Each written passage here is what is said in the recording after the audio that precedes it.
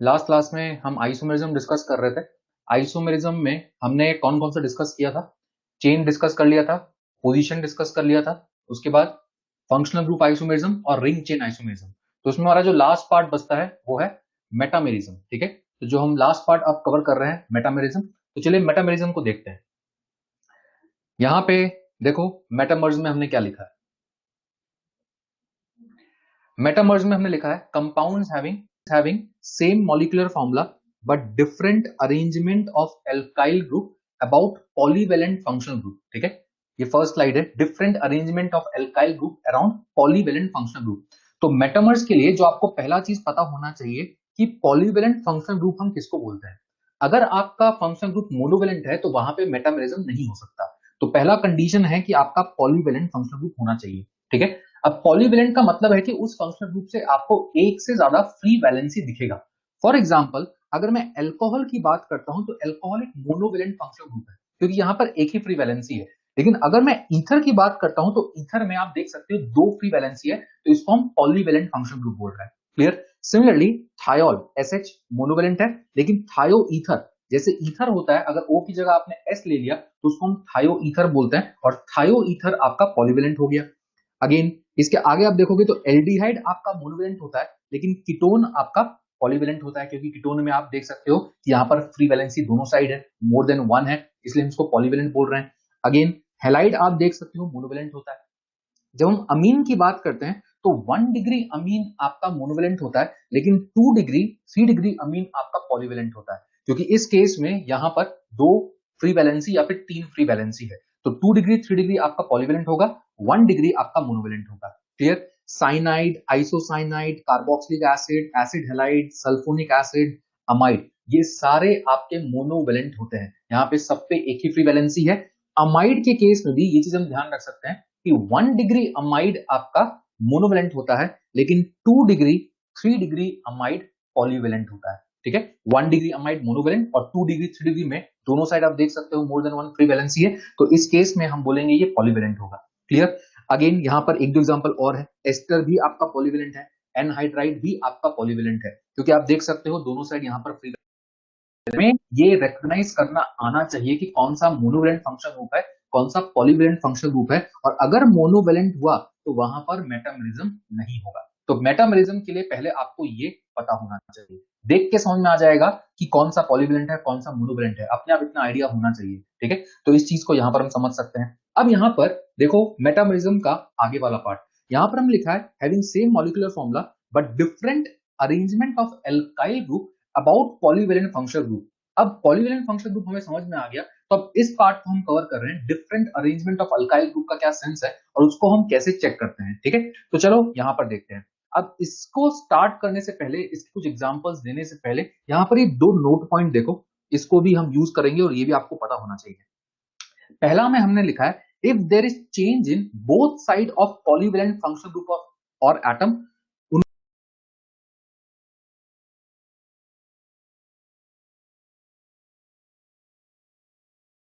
वो CI या फिर PI, चेन आइसोमर या फिर पोजीशन आइसोमर भी हो सकते हैं।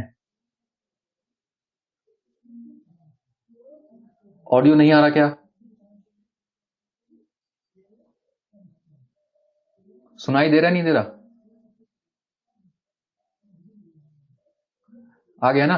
ठीक है, यहाँ पे दो नोट पॉइंट्स मैंने बोला था, ये दो नोट पॉइंट्स बस बोला था मैंने कि यहाँ पर इन दो नोट पॉइंट को हमें ध्यान रखना होता है। ठीक है, if there is change in both side of polyvalent functional group और atom only metamer, if there is change in only one side then metamer के साथ साथ वो CI PI भी हो सकते हैं, बट प्रायोरिटी हम मेटामर को देते हैं। इसका मीनिंग क्या है, इसको यहाँ पर हम एग्जाम्पल के थ्रू समझ रहे हैं। ठीक है, सबसे पहले इस फर्स्ट एग्जाम्पल में देखो, यहाँ पर आप देख सकते हो पॉलीवेलेंट फंक्शनल ग्रुप है।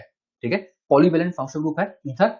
अब पॉलीवेलेंट फंक्शनल ग्रुप के अबाउट देखो एल्काइल ग्रुप के अरेंजमेंट में डिफरेंस आया या नहीं आया। ये मेरा पॉलीवेलेंट फंक्शनल ग्रुप है, इसके अबाउट अल्काइल ग्रुप में डिफरेंस आ रहा है या नहीं आ रहा, इन दोनों स्ट्रक्चर में, इन दोनों स्ट्रक्चर में। इस पहले स्ट्रक्चर में आप देखोगे तो पॉलीवेलेंट के इस साइड एक कार्बन है और राइट साइड दो कार्बन है, लेकिन दूसरे स्ट्रक्चर में इस पॉलीवेलेंट के राइट साइड एक कार्बन है और लेफ्ट साइड दो कार्बन है। तो क्या हम इसमें ये बोलेंगे कि इस पॉलीवेलेंट के अबाउट अल्काइल ग्रुप के अरेंजमेंट में डिफरेंस आया? ये दोनों आइडेंटिकल ही है। या ये दोनों आइडेंटिकल है? ये दोनों आइडेंटिकल है। आइडेंटिकल क्यों? क्योंकि दिखने में हमें लग रहा है कि उस पॉलीवेलेंट फंक्शनल ग्रुप के अक्रॉस हमने एल्काइल ग्रुप के अरेंजमेंट में कुछ चेंज किया है, लेकिन एक्चुअली में चेंज हुआ नहीं है। ये दोनों आइडेंटिकल है। और आइडेंटिकल कैसे है इसका आप एक बार IUPAC नेम लिख के भी सोच सकते हो। अगर मैं इसमें नेमिंग करूंगा तो ये मेरा PCC होगा और यहाँ 1 यहाँ 2 करेंगे, और अगर हम इसका नेमिंग करेंगे तो ये मेरा PCC होगा। ईथर के लिए मैंने आपको बताया था कि हम कैसे PCC सेलेक्ट करते हैं, और यहाँ पर 1 यहाँ पर 2 होगा, विच मीन दोनों का ही नेम यहाँ पर क्या बनेगा? Methoxy ethane. ठीक है, 1 मिथॉक्सी इथेन बोलो या मिथॉक्सी इथेन बोलो, दोनों ही सही है। विच मीन्स ये दोनों क्या है? आइडेंटिकल है। ठीक है, ये दोनों आइडेंटिकल है। इनमें हमें दिखने में लग रहा है कि पॉलीवेलेंट के अक्रॉस हमने एल्काइल ग्रुप के अरेंजमेंट को चेंज किया, लेकिन एक्चुअल में चेंज हुआ नहीं। ये दोनों आइडेंटिकल है, तो इनको हम आइडेंटिकल बोल सकते हैं या होमोमर्स बोल सकते हैं। अगर हम नेक्स्ट की बात करें, अब देखो मैंने क्या किया है। अगेन हमारे पास एक पॉलीवेलेंट फंक्शनल ग्रुप है, ठीक है, ईथर, विच मीन मेटामरिज्म हो सकता है। अब ये दोनों आपस में मेटामर्स होंगे या नहीं होंगे, उसके लिए इस पॉलीवेलेंट फंक्शनल ग्रुप के अबाउट अल्काइल ग्रुप के अरेंजमेंट में आपको डिफरेंस दिखना चाहिए दोनों में। तो अगर मैं इन दोनों में कंपेयर करूं तो इस पॉलीवेलेंट फंक्शनल ग्रुप के अबाउट यहाँ 1 कार्बन है और यहाँ 3 कार्बन है, और यहाँ पर इस पॉलीवेलेंट फंक्शनल ग्रुप के अबाउट 2 कार्बन है और 2 कार्बन है, which means polyvalent functional group के अबाउट एल्काइल ग्रुप के अरेंजमेंट में डिफरेंस आया या नहीं आया? यस और नो? डिफरेंस आ रहा है या नहीं आ रहा है इसमें? ये दोनों स्ट्रक्चर में तो डिफरेंस आ रहा है, ये दोनों तो आइडेंटिकल नहीं है। तो अगर पॉलीवेलेंट फंक्शनल ग्रुप के अबाउट एल्काइल ग्रुप के अरेंजमेंट में डिफरेंस है, तब हम उनको आपस में क्या बोलेंगे? इनको हम आपस में मेटामर्स बोलेंगे। ठीक है, इनको हम आपस में, ठीक है। अब हम समझ रहे हैं कौन सा? इस पॉइंट में, इस फर्स्ट पॉइंट को हम यहां पर समझ रहे हैं। अब यहां पर देखो फर्स्ट पॉइंट में क्या लिखा हुआ है, फर्स्ट पॉइंट में क्या लिखा हुआ है, सुनाई दे रहा है अभी? फर्स्ट पॉइंट में क्या लिखा हुआ है? If there is change in both side of polyvalent functional group, तब हम उनको सिर्फ मेटामर बोलते हैं। ठीक है, चेंज इन बोथ साइड का क्या मतलब है? अगर आप इस O के अबाउट देखोगे तो राइट में या लेफ्ट में 1 कार्बन था और राइट में 3 कार्बन था, और यहां पर सेकेंड केस में आप देखोगे तो लेफ्ट में 2 कार्बन और राइट में भी 2 कार्बन है, विच मींस इस पॉलीवेलेंट फंक्शनल ग्रुप के अबाउट जब आप चेक कर रहे हो तो बोथ साइड कुछ ना कुछ चेंज आया। पहले लेफ्ट में 1 था, यहां लेफ्ट में 2 है, पहले राइट में 3 था, अब यहां राइट में 2 है। तो अगर आप यहां पर देखोगे, if there is change in both side of polyvalent functional group, तो उस केस में उन्हें सिर्फ मेटामर्स बोला जाएगा, उस केस में उन्हें सिर्फ मेटामर्स बोला जाएगा। तो यहां पर पॉलीवेलेंट फंक्शनल ग्रुप के अबाउट दोनों साइड चेंज हो रहा है, तो इनको हम सिर्फ क्या बोलेंगे? मेटामर्स बोलेंगे। ये इस पहले पॉइंट का यहां पर मतलब हो गया, इनको कुछ भी और नहीं बोलेंगे, आंसर आपका सीधा मेटामर्स होगा। क्लियर? ये पहला पार्ट। अब यहां पर नेक्स्ट पे आओ। नेक्स्ट में आप देखोगे अगेन पॉलीवेलेंट फंक्शनल ग्रुप, यहां पर भी पॉलीवेलेंट फंक्शनल ग्रुप। इस पॉलीवेलेंट फंक्शनल ग्रुप के अबाउट अब आप यहां पर देखोगे तो लेफ्ट में 1 कार्बन और राइट में 3 कार्बन था। ठीक है, और सेकेंड स्ट्रक्चर में भी लेफ्ट में 1 कार्बन है और राइट में 3 कार्बन है, लेकिन ये जो 3 कार्बन है इसके अरेंजमेंट में डिफरेंस हो गया। ठीक है, अरेंजमेंट में डिफरेंस हो गया। तो अगर मैं इन दोनों स्ट्रक्चर की बात करूं तो पॉलीवेलेंट फंक्शनल ग्रुप में आप देख सकते हो उसके अबाउट एल्काइल ग्रुप के अरेंजमेंट में डिफरेंस है। अब अरेंजमेंट में जब हम डिफरेंस की बात करते हैं, इस पर्टिकुलर केस में अरेंजमेंट में डिफरेंस एक साइड था, ऊपर के केस में अरेंजमेंट में डिफरेंस बोथ साइड था। तो जब मैं इस पर्टिकुलर केस की बात करूंगा, इनको भी हम मेटामर्स तो बोलेंगे क्योंकि इनके अरेंजमेंट में डिफरेंस है, इनको भी हम मेटामर्स बोलेंगे क्योंकि इनके अरेंजमेंट में डिफरेंस है। इतना सुनाई दिया? इतना समझ में आया? ठीक है, फिर से मैं रिपीट कर दे रहा हूं, इनको भी हम मेटामर्स बोलेंगे क्योंकि इनके अरेंजमेंट में डिफरेंस है। तो मेटामर्स तो है, लेकिन अब यहां पर सेकेंड पॉइंट पढ़ो। सेकेंड पॉइंट हमने क्या लिखा है? If there is change in only one side of polyvalent functional group, तो वो मेटामर्स के साथ साथ सीआई या पीआई भी हो सकते हैं। ये पॉइंट इस पर्टिकुलर के लिए वैलिड है क्योंकि यहां पर जो चेंज है वो सिर्फ एक साइड हो रहा है, तो मेटामर्स के साथ साथ ये कुछ और भी हो सकते हैं। कुछ और में क्या? अगर आप फर्स्ट का नेमिंग लिखोगे तो फर्स्ट में ये पीसीसी हो गया, ठीक है, ईथर में पीसीसी हम ऐसे सेलेक्ट करते थे, और ये आपका नंबरिंग हो गया, और इसका नेम हो जाता 1 मिथॉक्सी प्रोपेन। इसका नेम 1 मिथॉक्सी प्रोपेन, और दूसरे का नेम याद है, इसका नेमिंग भी हम कर चुके हैं, इसमें ये पीसीसी होता है, और यहां पे नंबरिंग आप कुछ इस तरीके से करोगे, और इसका नेम क्या बनेगा, this will be 2 methoxy propane. तो ये मेटामर्स के साथ साथ इन्हें आप क्या बोलोगे, पीआई भी बोलोगे। मेटामर्स के साथ साथ ये क्या है, पीआई भी है। और ये इस सेकंड पॉइंट का मतलब हो गया कि यहां पर इस पॉलीवेलेंट में सिर्फ एक साइड चेंज हो रहा है, तो along with metamers they can be CI as well as PI. तो इस केस में ये पीआई भी है, बट हमने क्या लिखा, priority is given to metamerism. Priority is given to metamerism का मतलब क्या है, अगर आपको ऑप्शन में मेटामेरिज्म और पीआई दोनों दिख रहा है, तो उस केस में फिर मेरा आंसर क्या होगा, मेटामर्ज ही होगा। क्लियर? और मेटामर्ज नहीं दिख रहा तो फिर हम पीआई बोल सकते हैं। ये मतलब है priority is given to metamerism. इतना सबको समझ में आ गया? दोनों पॉइंट क्लियर है? बोथ साइड चेंज हुआ तो ओनली मेटामर, अगर एक साइड चेंज हुआ तो मेटामर्स के साथ साथ सीआई पीआई भी हो सकता है। क्लियर? अब यहां पर हम इस पे आते हैं। ठीक है, यहां पर हमने क्या लिखा है, अगर बोथ साइड चेंज हो रहा है तो ओनली मेटामर्स होता है एक्सेप्ट कीटोन। कीटोन में अगर बोथ साइड भी चेंज हो रहा है तो उस केस में भी आप उसको मेटामर के साथ साथ कुछ और भी बोल सकते हो। ठीक है, कैसे? इस पर्टिकुलर केस में कीटोन पे आओ। कीटोन में ये मेरा पॉलीवेलेंट फंक्शन ग्रुप होता है। ठीक है, this is polyvalent function group. इस फर्स्ट स्ट्रक्चर में यहां लेफ्ट में एक कार्बन है और राइट में आप देख सकते हो 3 कार्बन है। ठीक है, एक कार्बन और 3 कार्बन, और दूसरे में आप देखोगे तो लेफ्ट में 2 कार्बन है और राइट में भी 2 कार्बन है, which means polyvalent functional group के अबाउट आपको एल्काइल ग्रुप के अरेंजमेंट में डिफरेंस दिख रहा है।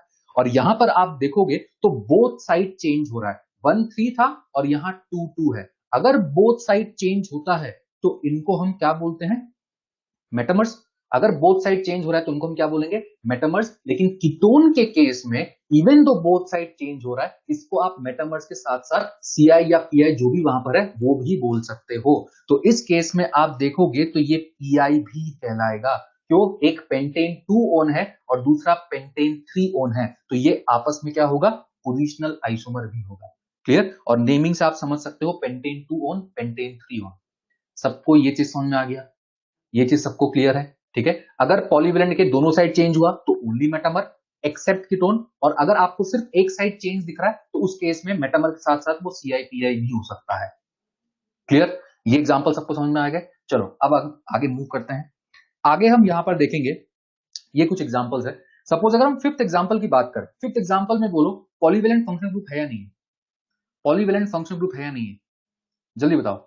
एनहाइड्राइड है, पॉलीवेलेंट फंक्शनल ग्रुप। इस पॉलीवेलेंट फंक्शनल ग्रुप के अबाउट चेक करो, कुछ चेंज है या नहीं है? इस पॉलीवेलेंट फंक्शनल ग्रुप के अबाउट कुछ चेंज हुआ या दोनों सेम है? सेम है, गुड, ये दोनों आइडेंटिकल है। अब जब आप एनहाइड्राइड की बात करते हो तो एनहाइड्राइड में एक सिंपल सा कंसेप्ट है।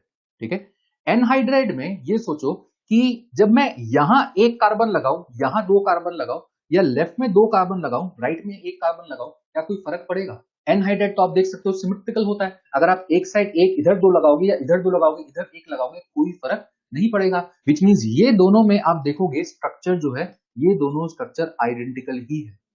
यहां पर हमने कोई चेंज नहीं किया है। ठीक है, ये दोनों स्ट्रक्चर आइडेंटिकल हो गया। ये सबको समझ में आ गया? अब अगर ये आइडेंटिकल है तो नेक्स्ट केस में आओ।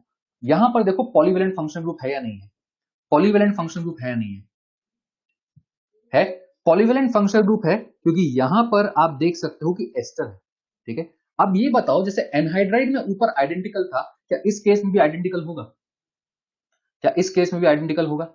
इस केस में आइडेंटिकल नहीं होगा, क्योंकि जब मैं एस्टर की बात करता हूं तो एस्टर में ओ से लगा हुआ और सी से लगा हुआ पार्ट सेम नहीं होता।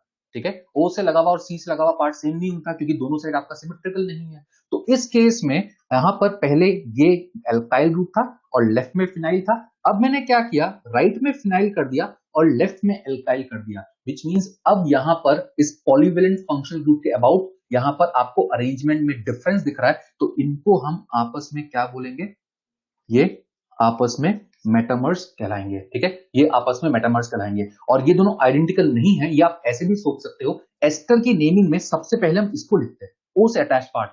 तो सबसे पहले इसको लिखोगे तो ये तो साइक्लोहेक्साइल आएगा, और यहां पर सबसे पहले इसको लिखोगे तो ये फिनाइल आएगा। एक में साइक्लोहेक्साइल आ रहा है, एक में फिनाइल आ रहा है, दोनों का नेम ही अलग अलग होगा, तो दोनों आइडेंटिकल कैसे हो सकता है? क्लियर? इसलिए ये दोनों को हम क्या बोलेंगे, ये आइडेंटिकल नहीं है, लेकिन ऊपर वाला तो आइडेंटिकल था। समझ में आ गया? तो इस एग्जाम्पल को ध्यान रखना, ठीक है। चलो नेक्स्ट पे आते हैं। नेक्स्ट बताओ क्या ये मेटामर है? अच्छा, पॉलीवेलेंट फंक्शनल ग्रुप दिख रहा है क्या? पॉलीवेलेंट फंक्शनल ग्रुप दिख रहा है क्या? पॉलीवेलेंट फंक्शनल ग्रुप है? यहां पर क्या दिख रहा है? एसिड।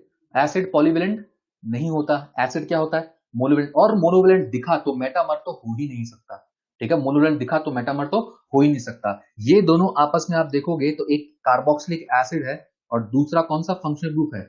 एस्टर है। एक कार्बोक्सिलिक एसिड, दूसरा एस्टर, मतलब ये दोनों आपस में क्या होंगे?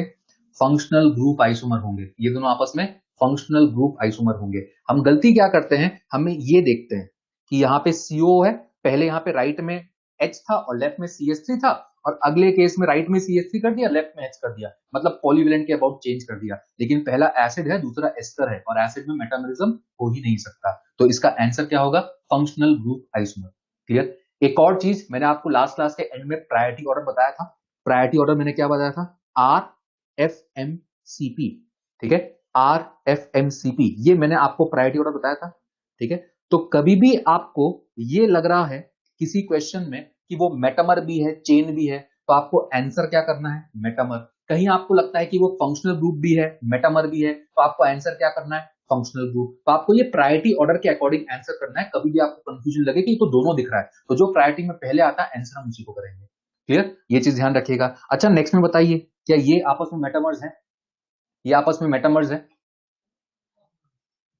समझ में आ रहा है? यहां पर आप देखोगे तो ये पॉलीवेलेंट फंक्शन ग्रुप, ये एस्टर है और एस्टर दोनों ही पॉलीवेलेंट फंक्शनल ग्रुप। यहां पर आप देख सकते हो राइट में एक कार्बन, लेफ्ट में एक कार्बन था, और इस पॉलीवेलेंट फंक्शनल ग्रुप के अबाउट आप देख सकते हो एक कार्बन को मैंने यहां शिफ्ट कर दिया, और यहां शिफ्ट कर देंगे तो यहाँ पे 2 कार्बन और वहां पे एक भी कार्बन नहीं बचेगा, सिर्फ H लगा होगा, और H भी आपका हो सकता है एस्टर के केस में। तो इस पॉलीवेलेंट फंक्शनल ग्रुप के अबाउट आप अल्काइल ग्रुप के अरेंजमेंट में डिफरेंस देख सकते हो, बोथ साइड डिफरेंस है, तो इनको आप सिर्फ क्या बोलोगे?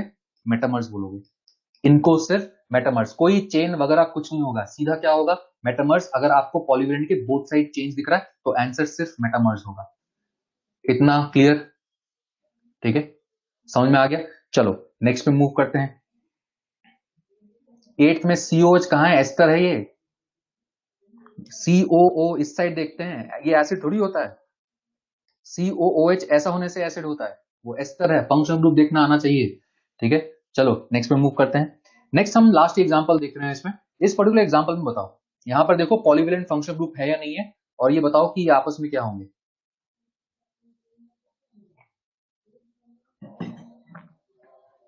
एस्टर में दोनों साइड सेम नहीं होता, O से अटैच ग्रुप और C से अटैच ग्रुप डिफरेंट होता है, आइडेंटिकल नहीं होंगे। ये आपस में मेटामर्स नहीं है, ये आपस में फंक्शनल ग्रुप आइसोमर्स है। ये आपस में फंक्शनल ग्रुप आइसोमर्स है। रीजन आपको ये दिख रहा है कि इस पॉलीवेलेंट के अक्रॉस राइट साइड में इस तरीके से 6 मेंबर का रिंग था और लेफ्ट साइड में फिनाइल था, और यहां पर आप देख सकते हो राइट साइड में फिनाइल हो गया और लेफ्ट साइड में 6 मेंबर रिंग हो गया। तो दिखने में हमें लग रहा है कि इस पॉलीवेलेंट के अक्रॉस हमने चेंज किया, बट यहां पर आप देखोगे तो ये जो OH है यहाँ पे, ये एल्कोहल होता है, और रिंग से अगर OH लग गया तो ये फिनॉल बन गया। And alcohol and phenol are two different functional groups. और अगर फंक्शनल ग्रुप में डिफरेंस आपको दिख रहा है तो फिर आप आंसर क्या करोगे? Functional group isomers. क्योंकि मैंने आपको प्रायोरिटी में क्या लिखा है? प्रायोरिटी में क्या लिखा है? अगर आपको दोनों दिख रहा है, मेटामर्स भी दिख रहा है और फंक्शनल ग्रुप आइसोमर भी दिख रहा है, तो आंसर क्या होगा? Functional group isomers. इनको हम फंक्शनल ग्रुप आइसोमर्स बोलेंगे। ये सबको समझ में आ गया? इतना क्लियर है? ठीक है, तो ये एग्जांपल्स हम यहां पर डिस्कस कर रहे थे, तो इनको बस अच्छे से ध्यान रखना कि यहां पर कैसे आपको रिलेट करना है। 6th वाले में आइडेंटिकल कैसे होगा बताओ? O से अटैच्ड वाला पार्ट और C से अटैच्ड वाला पार्ट सेम होता है क्या? नेमिंग करके देखो, नेमिंग करके देखो, ठीक है, नेमिंग करके देखो, अपने आप समझ में आ जाएगा। अब मैं बार बार रिपीट नहीं कर सकता क्योंकि सबका रिपीट का अलग अलग सोचने का तरीका है, ठीक है। तो इसमें बस मैंने रीजन क्या बताया, एक अल्कोहल है, दूसरा फिनॉल है। अल्कोहल फिनॉल अगर आपको दिख रहा है तो different functional groups, answer functional group isomers. Priority order follow करो और कुछ नहीं। अगर दोनों लग रहा है तो answer will be functional group isomers. Metamer नहीं, फंक्शनल ग्रुप आइसोमर बोलोगे, ठीक है, फंक्शनल ग्रुप आइसोमर बोलोगे इसको, ठीक है। चलो नेक्स्ट पार्ट पे मूव करते हैं। ये हो गया आपका मेटामर्स के बारे में। अब यहाँ पर जो हम नेक्स्ट पार्ट डिस्कस कर रहे हैं, जो क्वेश्चन आता है, जो मैंने अभी chain, position, functional group, ring chain बताया, ये आपका क्वेश्चन में नहीं आता, ठीक है, एग्जाम में नीट में नहीं पूछता। जो क्वेश्चन बनता है वो इस टॉपिक से बनता है, तो इसको अच्छे से समझो कि यहां पर हम कैसे क्रिएट करते हैं, ठीक है। How many number of different structures are possible for the given molecular formula, इस टाइप के क्वेश्चन अब हम कवर कर रहे हैं। पहला केस है आपका C4H10, ठीक है। एक बेसिक तरीका बता देता हूं, इस टाइप के क्वेश्चन को जब भी अटेम्प्ट करोगे, पहला चीज आप निकालोगे DU, पहला आप निकालोगे DU। DU इस केस में कितना आएगा? DU इस केस में आएगा आपका 0। जैसे आप DU निकालोगे, आपको ये आइडिया लग जाएगा कि आपको जो स्ट्रक्चर बनाने हैं उसमें क्या क्या प्रेजेंट होना चाहिए। इसमें कोई डबल बॉन्ड नहीं आना चाहिए, कोई रिंग नहीं आना चाहिए, मतलब सिंपल एल्केन लाइक सिस्टम होना चाहिए, ठीक है। ये आपको सबसे पहले इसमें समझ में आ जाएगा। बेसिक एग्जांपल है इसलिए थोड़ा सा डिटेल में बता रहा हूं, ठीक है, ये आपको समझ में आ जाएगा। अब जैसे आप इसके स्ट्रक्चर बनाओगे तो आपको एल्केन टाइप सिस्टम क्रिएट करना है, तो आप स्टार्ट करोगे लॉन्गेस्ट पॉसिबल चेन से। आप स्टार्ट करोगे लॉन्गेस्ट पॉसिबल चेन से, तो लॉन्गेस्ट पॉसिबल चेन कितने का होगा? 4 कार्बन। उसके बाद चेन के नंबर को, पीसीसी को कम करते चलो, ठीक है। पहले आपने 4 कार्बन का सिस्टम बनाया, अब 4 कार्बन के बाद 3 कार्बन का सिस्टम बनाओ और एक सब्स्टिट्यूएंट लगा दो, एक ब्रांचिंग कर दो, तो आपके पास ये पॉसिबिलिटी होता है। तो पहले 4, उसके बाद 3 किया। अब 3 में भी जब आप सब्स्टिट्यूएंट लगा रहे हो तो हम सब्स्टिट्यूएंट के पोजीशन को चेंज कर करके देख सकते हैं, ठीक है। अब सब्स्टिट्यूएंट आपका एक ही प्रेजेंट है तो उसको आप अलग से या इजीली यहां पर समझ सकते हो। सब्स्टिट्यूएंट एक से ज्यादा होंगे तो नंबर ऑफ केसेस भी ज्यादा बनेंगे। अब जैसे मैंने एक सब्स्टिट्यूएंट यहां पर लगाया, तो सब्स्टिट्यूएंट को डिफरेंट पोजीशन पर लगा के देखो। आप यहां कोने में भी सोच सकते थे, मैं ऐसा भी एक स्ट्रक्चर सबसे पहले सोच सकता था कि एक को यहां लगा दो, लेकिन जैसे ही आप यहां पे लगाते, इसमें तो पीसीसी आपका 4 ही हो जाता।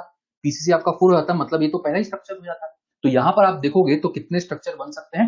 2 ही स्ट्रक्चर बन सकते हैं। एक का नाम होता है एन ब्यूटेन और दूसरे का नेम होता है आइसो ब्यूटेन, ठीक है। तो ये इसका बनाने का तरीका हो गया। सिमिलरली C5H12 बताया था मैंने, C5H12 में कितने स्ट्रक्चर बनते थे, ये अब आपको याद हो जाना चाहिए, ठीक है। इसके 3 बनते थे। इसका भी DU आप निकालोगे तो DU 0 आएगा। मैं सिर्फ कार्बन को ड्रॉ करके दिखा रहा हूं, ठीक है, हाइड्रोजन आप समझ सकते हो। तो यहां पर सबसे पहले स्टार्ट करो किससे? 5 कार्बन से। 5 कार्बन से स्टार्ट किया, उसके बाद 5 कार्बन के बाद 4 कार्बन के चेन पे मूव करो और एक कार्बन को एज अ सब्स्टिट्यूएंट लगाने की कोशिश करो और देखो कि कहां कहां लगा सकते हो। अगर आपने यहां लगाया तो आप देख सकते हो पीसीसी 4 कार्बन का और एक सब्स्टिट्यूएंट हो जाएगा। अगर आपने यहां लगाया होता तो भी आपको समझ में आना चाहिए कि ये तो स्ट्रक्चर आपका सेम हो जाता, तो हम यहां पर नहीं लगाएंगे, हम एक ही लगाएंगे, वरना वो स्ट्रक्चर आपका रिपीट होने लगता। तो इस तरीके से आप समझ सकते हो कि अगर आप एक सब्स्टिट्यूएंट लगाओगे तो वो इन दोनों में से किसी एक जगह लगेगा। तो 4 कार्बन का केस आपका खत्म हो गया। और चेन को तोड़ो, चेन को तोड़ोगे तो अब कितने कार्बन का सिस्टम? 3 कार्बन का चेन। अब 3 कार्बन का जब चेन होगा तो एक चीज समझना, अभी तो ये इजी होता है, टिपिकल केसेस में आपको ये चीज समझना होता है। 3 कार्बन का केस जब आप ले रहे हो तो अब आपके पास 2 सब्स्टिट्यूएंट बचता है, ठीक है, 2 कार्बन का सब्स्टिट्यूएंट बचता है। तो अब यहां पर 2 कार्बन को आप क्या क्या सोच सकते हो? आप 2 कार्बन को एक इथाइल के फॉर्म में भी सोच सकते हो या 2 मिथाइल के फॉर्म में भी सोच सकते हो। 2 मिथाइल जब सोच रहे हो तो सेम कार्बन पे भी सोच सकते हो और अलग अलग कार्बन पे भी लगा के देख सकते हो। तो एक इथाइल हो सकता है, 2 मिथाइल हो सकता है, सेम कार्बन पे हो सकता है, अलग अलग कार्बन पे हो सकता है। इस तरीके से डिफरेंट केसेस बन सकते हैं। अगर मैं यहाँ पर इथाइल लगाने की सोचूं, दिमाग में ये आता है, ठीक है, कि इथाइल लगाने की सोचे, तो आप कहीं भी अगर इथाइल लगाओगे ना तो आप देखोगे आपका पीसीसी 3 कार्बन का रहेगा ही नहीं, आपका पीसीसी 4 कार्बन का हो जाएगा। और 4 कार्बन के केसेस हम इंक्लूड कर चुके हैं पहले, तो 4 कार्बन का पीसीसी तो मुझे चाहिए ही नहीं, तो आप इथाइल नहीं लगा सकते। अब आप जब मिथाइल लगाओगे तो मिथाइल को भी लगाने का आप तरीका अगर सोचो, किसी के दिमाग में ऐसे आ सकता है कि मैं मिथाइल को इस तरीके से लगाऊंगा, लेकिन जैसे आप मिथाइल को इस तरीके से लगाओगे फिर से आप देखोगे कि पीसीसी कितने कार्बन का हो गया? 4 कार्बन का, विच मींस टर्मिनल में तो आप मिथाइल लगा ही नहीं सकते, क्योंकि टर्मिनल में मिथाइल लगाते ही आपका पीसीसी 4 कार्बन का बन जाएगा, तो ये भी हम नहीं बना सकते। विच मीन जब आप इसका स्ट्रक्चर बनाओगे तो आपके पास मिथाइल लगाने का एक ही तरीका होगा कि दोनों को आपको बीच में लगाना होगा ताकि पीसीसी कितने कार्बन का मेंटेन रहे? 3 कार्बन का। तो इस तरीके से सिस्टमैटिक तरीके से उसको एनालाइज किया करो। सिंपल केस में तो हो जाएगा, टिपिकल केस में आपको ये लॉजिक काम आएगा। चेन कम करो, सब्स्टिट्यूएंट को देखो कहां कहां किस तरीके से लगा सकते हो। इतना सबको समझ में आ गया? थोड़े से डिफिकल्ट एग्जांपल्स में मूव करते हैं, ठीक है। तो ये दोनों तो बेसिक होते हैं, चलो नेक्स्ट पे मूव करते हैं। नेक्स्ट है C6H14। C6H14 का बताओ मुझे कितने बनेंगे? C6H14 का खुद जल्दी से बनाओ और मुझे आंसर करो। सबसे पहले क्या बनाओ? एक 6 कार्बन का, ठीक है, सबसे पहले 6 कार्बन का, फिर चेन को तोड़ो, चेन को तोड़ोगे तो 5 कार्बन का बनाओ, और 5 कार्बन का जैसे बना रहे हो तो एक सब्स्टिट्यूएंट लगाओ। अब सोचो कि सब्स्टिट्यूएंट कहां कहां लगा सकते हो। एक बार मैं यहां लगा सकता हूं, एक बार मैं यहां लगा सकता हूं, ठीक है, ये दोनों डिफरेंट है। एक आपका 2 मिथाइल पेंटेन होगा, एक 3 मिथाइल पेंटेन होगा, दोनों अलग अलग हो गया। अगर आप इसको राइट साइड लगाओगे तो सेम बन जाएगा, सही है, 5 आंसर सही है आप लोग का, ठीक है। अगर राइट साइड लगाओगे तो सेम बन जाएगा। तो 5 कार्बन के सिस्टम में हम ये 2 बना सकते हैं। फिर 4 कार्बन का सिस्टम लो, अगर आप 4 कार्बन का पीसीसी लोगे तो अब आपके पास 2 सब्स्टिट्यूएंट है। अब 2 सब्स्टिट्यूएंट को आप कैसे सोच सकते हो, एक इथाइल भी सोच सकते हो, 2 मिथाइल भी सोच सकते हो, और 2 मिथाइल में भी सेम कार्बन पे भी सोच सकते हो, अलग अलग कार्बन पे भी मिथाइल लगा सकते हो। अगर आपने यहां पर कहीं इथाइल लगाने का कोशिश किया तो आपका पीसीसी चेंज हो जाएगा, और पीसीसी हमें 4 का मेंटेन करके रखना है, तो हम इथाइल तो नहीं लगा सकते, तो मिथाइल लगाओ। अब मिथाइल को भी जब लगाओगे तो आपके पास पॉसिबिलिटी है दोनों मिथाइल सेम कार्बन पे, या फिर दोनों मिथाइल अलग अलग कार्बन में। तो इन दोनों में ही आपका जो पीसीसी है वो 4 कार्बन का, इसमें पीसीसी 6 कार्बन का, इसमें पीसीसी 5 कार्बन का, और इसमें भी पीसीसी 5 कार्बन का। इस तरीके से यहां पर आप स्ट्रक्चर क्रिएट कर सकते हो। अगर आपने दोनों मिथाइल सेम पे लगाया और लेफ्ट में लगाया तो आपका सेम बन जाता। तो यहां पर हम टोटल स्ट्रक्चर अगर बोलेंगे तो टोटल स्ट्रक्चर मेरे कितने हो जाएंगे, 5 हो जाएंगे। काउंट कौन कौन से होंगे, सारे तो काउंट होंगे, काउंट कौन से क्या मतलब होता है, यहाँ पर टोटल स्ट्रक्चर्स हम बोल सकते हैं, आपका आंसर कितना होगा, 5 होगा। C6H14 के 5 बनते हैं, ठीक है। तो इस तरीके से ब्रेक करके हम यहाँ पे इजीली क्रिएट कर सकते हैं। एक क्वेश्चन खुद ट्राई करके आ जाना, मॉड्यूल में ये बना हुआ है, ठीक है। C7H16 का ये आप खुद कर लेना, और क्रॉस चेक करने के लिए मॉड्यूल देख लेना। मॉड्यूल में पेज 20 या 22 के आसपास इसके सारे स्ट्रक्चर्स बने, तो उसका वहां से एक बार देख लेना, ठीक है। चलो नेक्स्ट पे आते हैं। सी, इथाइल लगाओगे तो पीसीसी चेंज हो जाएगा, चेक करो इथाइल खुद लगा के। डीयू, C4H8 में डीयू कितना आ रहा है, C4H8 डीयू, गुड। C4H8 का जो डीयू आएगा वो 1 आएगा, ठीक है। ये बेसिक तरीका है। C4H8 का डीयू 1, अगर डीयू 1 है तो क्या क्या पॉसिबिलिटी हो सकता है, या तो एक पाई बॉन्ड मतलब एल्कीन बनाना हो सकता है, या फिर एक रिंग सिस्टम। ये 2 चीज आपको सोचना होता है, एल्कीन या रिंग सिस्टम, ठीक है। अब दोनों को आपको इंडिविजुअली लेना होगा। एल्कीन बनाने का मैं एक तरीका बता देता हूं, ठीक है, एक शॉर्ट तरीका है एल्कीन बनाने का, बहुत, ताकि हमें टाइम भी बचाना आना चाहिए। सही है आप लोग का आंसर, ठीक है, जो दे रहे हैं। एल्कीन बनाने का एक तरीका समझ लो। जब आपको ऐसा कोई क्वेश्चन दे और आपको उसमें एल्कीन या एल्काइन बनाना हो तो उसके करस्पॉन्डिंग एल्केन को सोचो, ठीक है। अगर मैं C4H8 के करस्पॉन्डिंग एल्केन को सोचूंगा तो एल्केन कौन सा होगा, C4H10, ठीक है। एल्कीन बनाना है, उसके करस्पॉन्डिंग 4 कार्बन का एल्केन कौन सा होता है, C4H10। तो पहले मैंने सोच लिया C4H10। अब C4H10 से हम क्या क्या बना सकते थे, एक तो N ब्यूटेन बनता है और एक आइसोब्यूटेन बनता है। तो पहले C4H10 सोच लिया, फिर N ब्यूटेन सोच लिया, आइसोब्यूटेन सोच लिया। अब यहां पर आपको एल्कीन क्रिएट करना था, तो इन दोनों स्ट्रक्चर में बस इतना विजुलाइज करो कि कितने अलग अलग तरीके से आप डबल बॉन्ड को प्लेस कर सकते हो। अगर मैं यहां पे डबल बॉन्ड लगाऊंगा तो एक स्ट्रक्चर बन जाएगा, यहां पे डबल बॉन्ड लगाऊंगा तो दूसरा स्ट्रक्चर बन जाएगा, और अगर आपने राइट में डबल बॉन्ड लगाया तो सेम हो जाएगा। तो इस पर्टिकुलर केस में 2 पॉसिबल है एल्कीन, ठीक है। अगेन इसको लो, आइसोब्यूटेन में आप कहीं भी डबल बॉन्ड लगाओ, ये सारे पोजीशन तो आपके सेम ही है। तो आप देखोगे तो ये सारे पोजीशन आपके सेम है, तो यहाँ पे एक पॉसिबिलिटी होगा। तो फर्स्ट में 2 एल्कीन और सेकंड में 1 एल्कीन, मतलब एल्कीन का तो कितना आंसर यहाँ पर आ जाएगा, 3 आ जाएगा, ठीक है। ये तरीका है, करस्पॉन्डिंग एल्केन सोचो, डबल बॉन्ड को बस देख लो कहां कहां लग जाएगा, तो आपका टाइम बचेगा ड्रॉ करने का एक एक केस, तो आप इससे सीधे आंसर निकाल सकते हो। क्लियर। अब हम रिंग की बात करें। रिंग में रिंग किससे स्टार्ट करना है, सबसे पहले स्टार्ट करो किससे, 4 मेंबर्ड रिंग से मैक्सिमम पॉसिबल।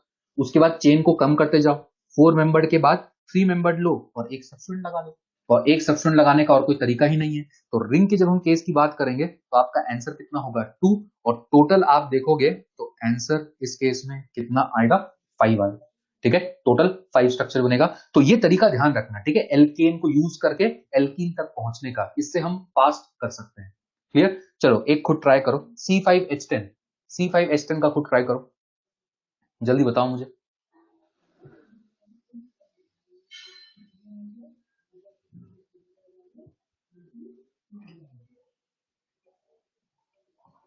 C4H6 आपका होमवर्क है, ये वाला, ठीक है। C4H6 का मैं आंसर बता देता हूं, इसको आप ट्राई करोगे घर पे तो ट्राई करना, नेक्स्ट क्लास में मैं डिस्कस कर दूंगा। C5H10 का आंसर बताओ।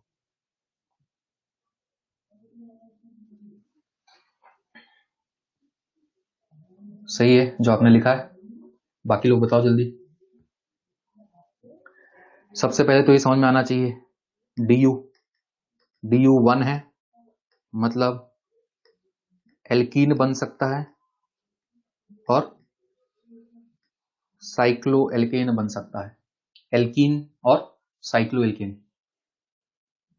5 7 8 कुछ भी बोल रहे हो, एल्कीन और साइक्लो एल्केन, ठीक है। 10 होगा आंसर, आंसर इज 10, एल्कीन और साइक्लो एल्केन। अब एल्कीन बनाने का मैंने तरीका क्या बताया, इसके करस्पॉन्डिंग एल्केन को सोचो, करस्पॉन्डिंग एल्केन कौन सा, C5H12, और C5H12 में आपको पता है कि आप 3 स्ट्रक्चर बना सकते हो, एन पेंटेन, आइसोपेंटेन, नियोपेंटेन। अब यहां पर सोचो कि आप कितने अलग अलग तरीके से डबल बॉन्ड को लगा सकते हो, उतने ही एल्कीन बनेंगे। तो यहां पर एक, यहां पर दो, अगर आप इन दोनों में लगाओगे तो वो सेम बन जाएगा। तो यहां पर एन पेंटेन से 2 एल्कीन पॉसिबल है। अगर आप आइसोपेंटेन से देखोगे तो 1 2 3, ये आपके 3 एल्कीन यहां पर बनेगा, ठीक है। 3 एल्कीन यहां पर बनेगा, ये दोनों टर्मिनल अलग अलग है।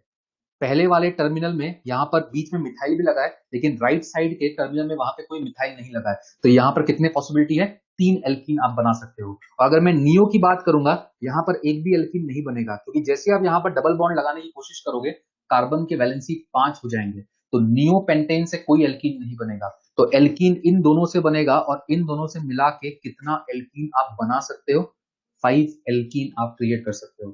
कितनों का ये 5 आ गया था, हाँ लिखो, अगर आ गया था तो यस लिखो। गुड, ठीक है। तो एल्कीन कितने बनेंगे, 5। ये शॉर्ट ट्रिक आप यूज कर सकते हो। अब अगर हम साइक्लो एल्केन की बात करें, सबसे पहले स्टार्ट करो 5 मेंबर रिंग से, उसके बाद ब्रेक करो 4 मेंबर्ड और एक सब्स्टिट्यूएंट, और उसके बाद 3 मेंबर्ड के साथ 2 सब्स्टिट्यूएंट। और इसलिए मैं आपको बार बार सिंपल केस में समझा रहा था, 2 को आप बना सकते हो एक इथाइल, 2 कार्बन को आप बना सकते हो एक इथाइल, या फिर 2 कार्बन को आप बना सकते हो 2 मिथाइल, और 2 मिथाइल भी सेम कार्बन पे बना सकते हो और अलग अलग कार्बन पे भी बना सकते हो। तो यहां पर टोटल कितने बनेंगे, 10 बनेंगे, 5 एल्कीन एंड 5 साइक्लो एल्केन। अरे आया समझ में, हाँ या ना। और एक भी काउंट अगर कम कर दिया तो -1 ही मिलेगा, चाहे एक काउंट कम करो या 2 काउंट कम करो, कोई फर्क नहीं पड़ता, आंसर गलत मतलब गलत ही होगा, ठीक है। तो ये आपका केस हो जाएगा। C4H6 को खुद ट्राई कर लेना, उसका आंसर 5 है, इसको मैं नेक्स्ट क्लास में डिस्कस कर लूंगा, ठीक है। चलो नेक्स्ट पार्ट में मूव करते हैं। अब यहाँ पर नेक्स्ट पार्ट को समझो। अभी तक जो हमने क्वेश्चंस किए वो उसमें हाइड्रोकार्बन था, ठीक है। आपको कार्बन हाइड्रोजन दिख रहा था, alkane alkene alkyne cyclo alkane, ये सब सोचना पड़ रहा था, ठीक है। तो उसमें हमने केसेस बना के क्रिएट किए। अब यहाँ पर नेक्स्ट हम हाइड्रोकार्बन डेरिवेटिव को डिस्कस कर रहे हैं, और स्ट्रक्चरल आइसोमर में सबसे ज्यादा इंपॉर्टेंट यही पार्ट होता है, ठीक है। यहाँ पर देखोगे तो हाइड्रोकार्बन डेरिवेटिव है, find total structural isomers for C4H9Cl। आपको ऐसा क्वेश्चन मिलेगा, आपको अल्कोहल ईथर भी पूछ सकते हैं, हम पहला केस यहाँ डिस्कस कर रहे हैं, ठीक है। इस टाइप के क्वेश्चन को करने का जो तरीका है, it is radical based question, ठीक है। इस टाइप के क्वेश्चन को हम रेडिकल को यूज करके करते हैं। तो पहले तो रेडिकल को रिकॉल करो। मैंने आपको बताया था कि C3H7 के टोटल 2 पॉसिबिलिटीज बनते थे, ठीक है, एन प्रोपाइल आइसोप्रोपाइल। C4H9 के 4 पॉसिबिलिटीज थे, n butyl isobutyl sec butyl tertiary butyl, ये हमने किया था। ये 2 हमने नहीं किया, ठीक है, ये 2 हमने नहीं किया। हमने प्रोपेन का रेडिकल बनाया था, हमने ब्यूटेन का रेडिकल बनाया था, हमने फिर C5H12 का रेडिकल नहीं बनाया, C6H14 के रेडिकल नहीं बनाया। ये याद रख लो कि C5H11 के टोटल 8 पॉसिबिलिटीज होते हैं, C6H13 के टोटल 17 पॉसिबिलिटीज होते हैं, ठीक है। ये लास्ट वाला उतना इंपॉर्टेंट नहीं है, लेकिन C5H11 तक तो आपको मस्ट है कि याद होना चाहिए। इसको मैं दिखाऊंगा क्लास के एंड में कि 8 पॉसिबिलिटी कैसे क्रिएट होते हैं। अभी के लिए याद रखो कि C5H11 में टोटल कितने पॉसिबिलिटीज, 8 पॉसिबिलिटीज होते हैं, क्लियर। तो ये रेडिकल को याद रखो। अब जब भी इस टाइप के क्वेश्चन आपको मिलेगा, तो जब मैं एल्काइल हैलाइड की बात करता हूं, तो आपको क्वेश्चन में दिया हुआ है क्या, एल्काइल हैलाइड।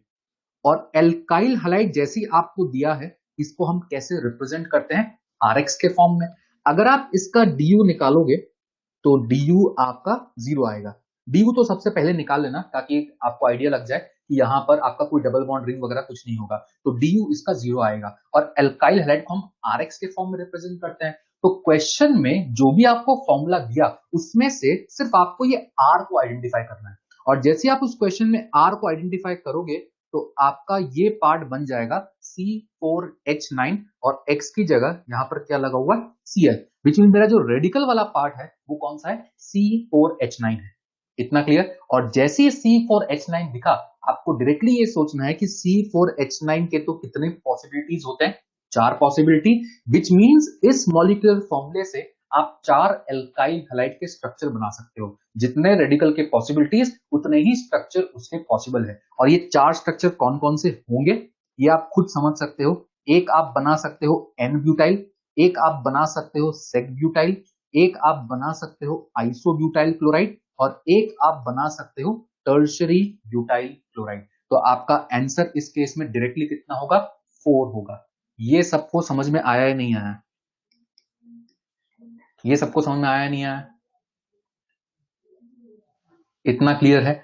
अगर मैं आपको ये क्वेश्चन देता C5H11Br के बताओ टोटल स्ट्रक्चरल आइसोमर्स कितने होंगे, क्या सीधा बता सकते थे C5H11Br का? कुछ सोचना ही नहीं है, एक बार आपको एक क्लिक कर गया तो खत्म, क्वेश्चन ही खत्म हो गया। इसका आंसर सीधा क्या होगा 8, क्योंकि 8 रेडिकल पॉसिबिलिटीज होते हैं तो आपका आंसर 8 हो जाएगा। इतना क्लियर। तो ये आपका पहला टाइप का क्वेश्चन, ठीक है, जिसको आप डायरेक्टली इसमें यूज कर सकते हो। चलो नेक्स्ट पार्ट पे मूव करते हैं। अब यहाँ पर एक और चीज सीखो, एक क्वेश्चन मैं कर रहा हूँ, एक क्वेश्चन फिर आप ट्राई करना। अब यहाँ पर देखोगे तो अब हमें यहाँ पर क्या दिया है, मॉलिक्यूलर फॉर्मूला C4H10O, और आपको ये बताना है कि इसके कितने आप स्ट्रक्चरल आइसोमर्स क्रिएट कर सकते हो, ठीक है। अब यहाँ पर पहले आपको ये पता करना पड़ेगा इसका DU क्या है, ताकि आपको ये समझ में आ जाए कि ऑक्सीजन को लेके मैं कौन सा फंक्शनल ग्रुप को लू स्ट्रक्चर क्रिएट करने के लिए। क्योंकि ऑक्सीजन अगर आपको क्वेश्चन में दिया हुआ तो एल्डिहाइड कीटोन भी हो सकता है, अल्कोहल ईथर भी हो सकता है। तो पहला चीज फाइंड आउट DU। अगर इसका DU आप निकालोगे तो DU कितना आएगा 0। DU 0 आने का ये मतलब है कि आप दो फंक्शनल ग्रुप सोच सकते हो। एक आप सोच सकते हो अल्कोहल, दूसरा आप सोच सकते हो ईथर, क्योंकि DU 0 वाला ऑक्सीजन वाला फंक्शनल ग्रुप दो ही है, अल्कोहल ईथर। एल्डिहाइड कीटोन में DU आपका 1 होता, तो हम अल्कोहल ईथर का स्ट्रक्चर यहाँ पे क्रिएट करेंगे। पहला चीज ये, तो आपको ये फंक्शनल ग्रुप सोचना है। अगेन तरीका वही, अल्कोहल को हम रिप्रेजेंट करते हैं कैसे, ROH के फॉर्म में। तो क्वेश्चन में सोचो कि इस OH को हटाने के बाद R वाला पार्ट कौन सा बचता है। जैसे आप OH को हटाओगे R आपका बचेगा C4H9। R क्या बचेगा C4H9। और जैसे ही R C4H9 है तो मेरा आंसर आ गया कि इसके 4 पॉसिबिलिटीज है, विच मींस अल्कोहल के भी कितने स्ट्रक्चर बनेंगे, 4 स्ट्रक्चर बनेंगे। अल्कोहल आपका खत्म हो गया, अल्कोहल का आंसर 4 हो गया। क्लियर। ईथर पे आते हैं। जब आप ईथर को लिखते हो तो ईथर में एक डिफरेंट चीज है। डिफरेंट क्या है कि ईथर में दोनों साइड आपका वेरिएशन पॉसिबल है, क्योंकि दोनों साइड एल्काइल ग्रुप लगता है, ठीक है। तो अब यहां पर आप क्या करोगे, ईथर के केस में तरीका क्या है, या जब भी एक से ज्यादा फ्री वैलेंसी हो उसका तरीका क्या है, एक साइड को फिक्स कर दो, एक कार्बन, ठीक है, मिनिमम एक कार्बन को एक साइड फिक्स कर दो, और उसके बाद हम एक कार्बन को धीरे धीरे बढ़ा बढ़ा के डिफरेंट केसेस को क्रिएट करेंगे। तो अभी मैंने एक कार्बन को फिक्स कर दिया, एक कार्बन को आप फिक्स करोगे तो दूसरे साइड रिमेनिंग कार्बन को लगा दो, रिमेनिंग कितना बचेगा C3H7 बचेगा। एक साइड अगर CH3 है तो दूसरी साइड C3H7, और C3H7 के कितने पॉसिबिलिटीज, 2 पॉसिबिलिटीज। तो यहां पर 2 ईथर तो यहां से बन जाएगा। क्लियर। अब आगे सोचो, अभी मैंने एक कार्बन लिया था, अब 2 कार्बन करो, 2 कार्बन लोगे तो लेफ्ट साइड बनेगा C2H5 और राइट साइड भी 2 कार्बन हो जाएगा C2H5। और इथाइल है तो इथाइल का एक ही पॉसिबिलिटी है, मतलब इसका तो आप कोई और स्ट्रक्चर बना ही नहीं सकते, एक ही बनेगा। तो पहले एक से स्टार्ट किया, फिर 2 किया। अब अगर आपने 3 और 1 किया, लेफ्ट साइड 3 और राइट साइड 1, तब तो वो सेम हो जाएगा, वो तो यही स्ट्रक्चर रिपीट हो जाएगा जो हमने पहले लिखा है सबसे। विच मींस यहां पर आप ये 3 ईथर ही क्रिएट कर सकते हो। तो ईथर आपका 3 होगा, अल्कोहल आपका 4 होगा, तो टोटल आंसर आपका यहां पर कितना होगा 7 होगा। ये सबको समझ में आ गया, ये सबको क्लियर है अल्कोहल ईथर कैसे देखना है। ईथर में एक से स्टार्ट करके उसको इंक्रीज करते रहेंगे हम, ठीक है। तो ये तरीका हो गया आपका इसको क्रिएट करने का। इस क्वेश्चन को खुद ट्राई करो, आंसर बताओ मुझे। C5H12O, C5H12O बताओ।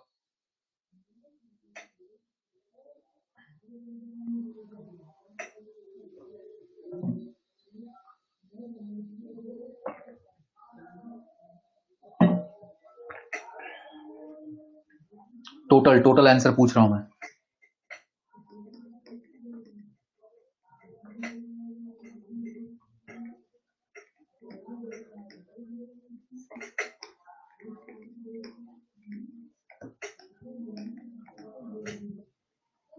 कितने आ रहे हैं?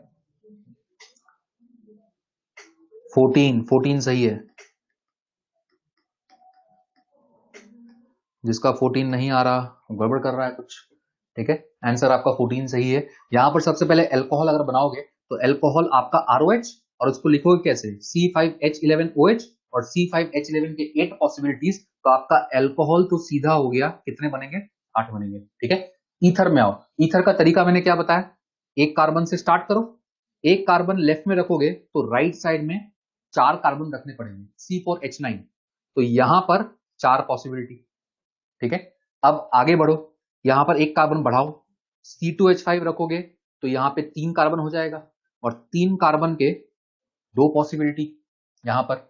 अब आपने लेफ्ट में 2 कार्बन लिया, अब आप एक और बढ़ाओगे तो लेफ्ट में 3 कार्बन और राइट में 2 कार्बन हो जाएगा, वो केस आपका रिपीट हो जाएगा। तो यहां पर 8 अल्कोहल और टोटल ईथर आपका 6 बनेगा। तो आंसर आपका टोटल कितना होगा? 14। 8 + 6। सबको समझ में आ गया? कर लिया था ये चीज? ठीक है, तो इस तरीके से यहां पर निकाल सकते हो अल्कोहल ईथर। आपको जब भी क्वेश्चन देगा तो रेडिकल बेस यूज करके आंसर निकालो। ठीक है, चलो नेक्स्ट क्वेश्चन पे मूव करते हैं। अब यहां पर देखो हमें क्या बोला है, हमें क्या निकालना है। इस फॉर्मूले से आपको क्वेश्चन में लिख के दे दिया कि एल्डिहाइड कीटोन बताओ कितने होंगे। सेम कंसेप्ट, जनरल तरीका लिखो और उसमें देखो कि कितने वहां पर बन सकता है। एल्डिहाइड कीटोन जल्दी बताओ कितने बनेंगे इस पर्टिकुलर फॉर्मूले से। रेडिकल बेस्ड क्वेश्चन है। ठीक है, ये सारे रेडिकल बेस्ड क्वेश्चन है, आपके सारे क्वेश्चन रेडिकल से सॉल्व हो जाते हैं। एल्डिहाइड कीटोन कितने बनेंगे?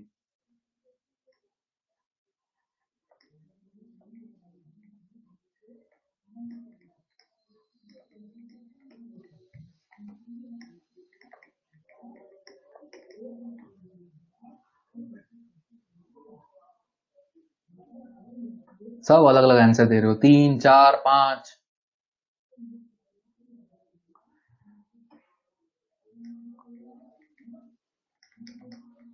एल्डिहाइड कितने बनेंगे?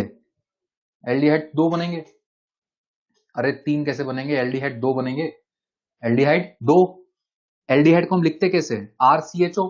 तो इस CHO के अलावा उस फॉर्मूले से आप देखोगे तो क्या बचेगा? C3H7, और C3H7 के कितने पॉसिबिलिटीज? 2 पॉसिबिलिटीज, तो आपका एल्डिहाइड तो 2 हो जाएगा। कीटोन सिमिलर टू ईथर है।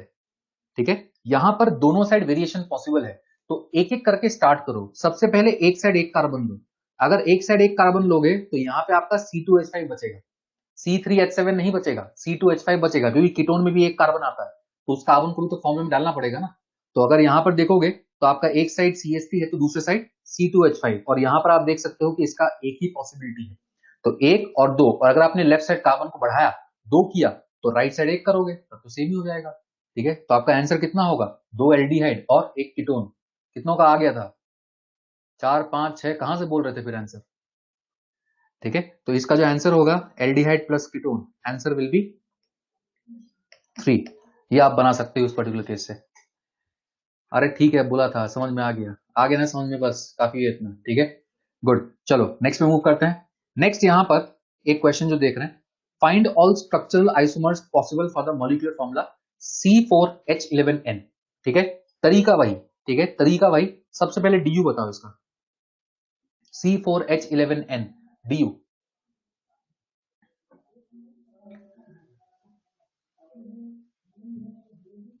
C4H11N सही है, इसका जो DU आएगा वो 0 आएगा। अगर DU 0 आ रहा है तो ये खुद सोचो कि नाइट्रोजन कंटेनिंग फंक्शनल ग्रुप चाहिए और DU 0 चाहिए, तो कौन सा फंक्शनल ग्रुप दिमाग में आना चाहिए? क्योंकि आपको स्ट्रक्चर बनाने के लिए पता होना चाहिए कौन सा फंक्शनल ग्रुप दिमाग में आएगा। अमीन आएगा, विच मींस आपको इस फॉर्मूले से क्या क्रिएट करना है? अमीन के स्ट्रक्चर क्रिएट करना है। और जब भी अमीन होगा ये चीज ध्यान रखना कि तीनों इंक्लूड करना होगा। कौन सा? 1 degree amine, 2 degree amine, 3 degree amine. सिर्फ 1 का आंसर मत कर देना, 1 डिग्री, 2 डिग्री, 3 डिग्री अमीन तीनों कंसिडर करना होगा। ठीक है, अगर आप 1 डिग्री अमीन को लिखना चाहते हो तो इसको आप लिखोगे RNH2 के फॉर्म में। 2 डिग्री अमीन में 2 साइड एल्काइल ग्रुप होगा, 3 डिग्री अमीन में तीनों साइड एल्काइल ग्रुप होगा। तो आपको एक एक केस यहां पर लेके चलना पड़ेगा। सबसे पहले अगर मैं 1 डिग्री अमीन की बात करूं तो R आइडेंटिफाई करो। R आपका बन जाएगा C4H9NH2। तो 1 डिग्री अमीन तो मैं डायरेक्टली बोल सकता हूं कि कितने पॉसिबिलिटीज, 4 पॉसिबिलिटीज, ठीक है। 1 डिग्री अमीन के 4 पॉसिबिलिटीज। 2 डिग्री अमीन में अगेन 2 डिग्री अमीन में दोनों साइड वेरिएशन पॉसिबल है। तो दोनों साइड अगर वेरिएशन पॉसिबल है तो एक को एक कार्बन से स्टार्ट करके चेंज करते चलो। तो यहां पर एक कार्बन फिक्स करो, एक कार्बन फिक्स करोगे तो दूसरे साइड यहां पर बचेगा C3H7। और C3H7 के कितने पॉसिबिलिटीज, 2 पॉसिबिलिटी। अभी आपने एक कार्बन को फिक्स किया तो कार्बन चेंज भी तो करना पड़ेगा, इसको 2 फिक्स करो। अगर 2 फिक्स करोगे तो यहाँ पे C2H5 हो जाएगा। और इसकी कितने पॉसिबिलिटीज, एक पॉसिबिलिटी। तो 4 यहां 3 यहां, टोटल 7 तो हो गए। अब बचता क्या है, 3 डिग्री अमीन। 3 डिग्री अमीन में आपको तीनों साइड कम से कम एक कार्बन तो लगाना ही पड़ेगा। तीनों साइड कम से कम एक कार्बन तो लगाना ही पड़ेगा। और एक कार्बन लगाने के बाद एक ही और कार्बन बचता है, तो उस एक कार्बन को आप कहीं भी लगाओ कोई फर्क नहीं पड़ेगा, सेम ही बनेगा। 3 डिग्री अमीन में आपको एक कार्बन तो लगाना ही है और दूसरा कार्बन आप कैसे भी लगाओ एक ही तरीके से आप लगा सकते हो। तो 3 डिग्री अमीन कितने बनेंगे, 1। तो टोटल आंसर इस केस में कितना है, 8 है। टोटल आंसर 8 होगा। क्लियर। तो ये आपका एक और क्वेश्चन हो गया जिसमें अमीन्स आपको दिया है। एक और क्वेश्चन मैं आपको दे देता हूं जो प्रीवियस ईयर में आया था, इसको आप ट्राई कर लेना। मॉड्यूल एक्सरसाइज 2 में भी ये मेंशन्ड है। C3H9N को आप ट्राई कर लेना, ठीक है, इसके सॉल्व कर लेना। टोटल आंसर 8 है इसका, 7 कैसे है। अब आंसर बताने के बाद भी 7 बोल रहे हो, बताओ। टोटल आंसर इसका कितना होगा, 8 होगा। 4, 3 2 डिग्री और एक आपका 1 डिग्री, ठीक है। Total answer will be 8। ये सबको समझ में आ गया। चलो नेक्स्ट क्वेश्चन पे मूव करते हैं। यहां पर देखो एक और चीज क्या लिखा हुआ है, find all possible structures of carboxylic acid and ester. आपको इस फॉर्मूले से कार्बोक्सिलिक एसिड और एस्टर बनाना है, ठीक है। जल्दी बनाओ, बताओ कितने बनेंगे।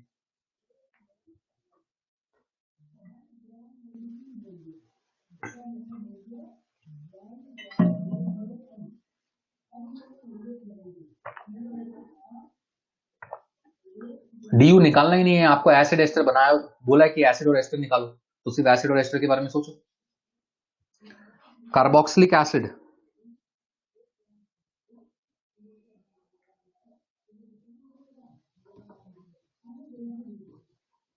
कार्बोक्सिलिक एसिड तो इसमें आसान है।